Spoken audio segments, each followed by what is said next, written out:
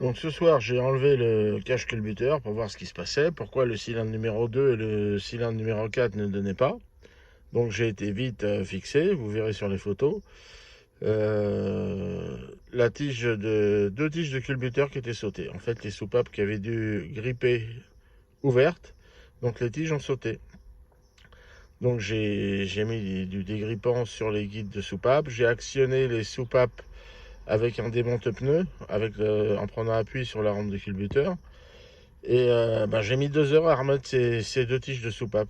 Donc celle du numéro 2 ça a été, mais celle du numéro 4 qui est peu accessible, ça a été un peu plus compliqué. Mais bon, j'y suis arrivé, j'ai réglé les 8 culbuteurs, et donc voilà le résultat.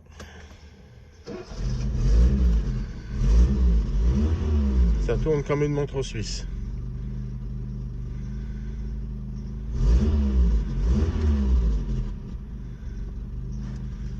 Une horloge.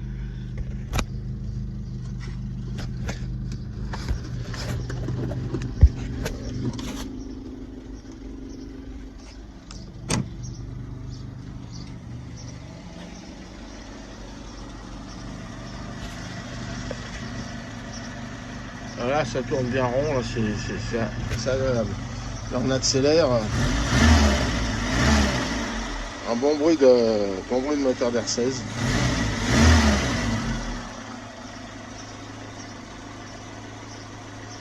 Là, ça tourne super bien. Je suis vraiment content. J'avais peur que ça soit soupape grillée ou tordue. En fait, il n'en est rien. C'était juste, en fait, le gars qui me l'a vendu, il m'a dit qu'il l'avait remise en route. Et je pense que la pression d'huile n'est pas montée tout de suite. Comme ça faisait plus de 25 ans qu'elle n'avait pas tourné. Et je pense qu'il y a une soupape, les soupapes ont grippé dans leur guide. Donc j'ai résolu le problème et voilà, ça y est. Donc maintenant, de toute façon, il y a bien de l'huile au-dessus de la culasse, donc la pression d'huile monte bien. J'ai fait un essai de démarrage sans le cache culbu et on voit bien que l'huile arrive bien. Donc elle est projetée sur les soupapes.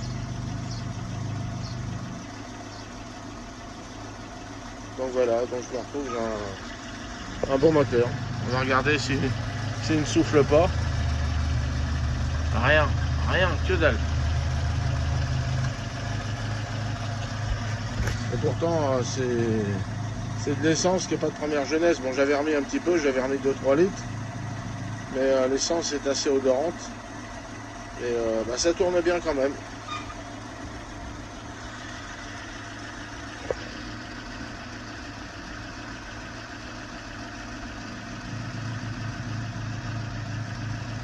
Bon, moi j'arrête là pour ce soir. À bientôt.